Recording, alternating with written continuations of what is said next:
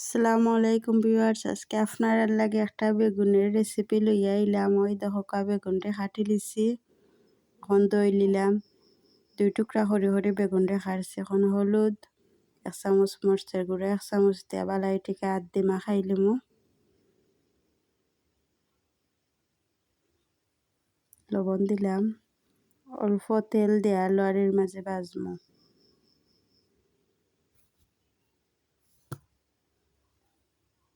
এক এক কইরা কাটা বেগুন গুছিন তেলের মাঝে দিলাইলাম।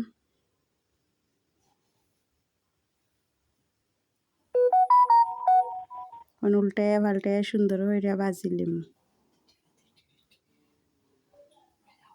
বেগুন ভাজা হয়ে গেছে, বেগুন তুলে নিলাম। মানে শুকনো মরিচে তেলের মাঝে ভাজিলিম। ও ফলা পেঁয়াজের মাঝে লবণ দেয়া খসলাই নিলাম বালাইটিকে, মরিচ কুচিনো খসলাই নিলাম, বেগুন খসলাই নিলাম। ও বেশি হইরা বাখরা পাতা দিলাম। আর ভর্তাটা হয়ে গেছে। ওই দেখো আমার গাছের থেকে নাগামরিচ ফাইরে আনলাম। এখন ভাত লইয়া খাইমু। খাইয়া দেখি বেগুনের ভর্তা মজা হয়েছে নি।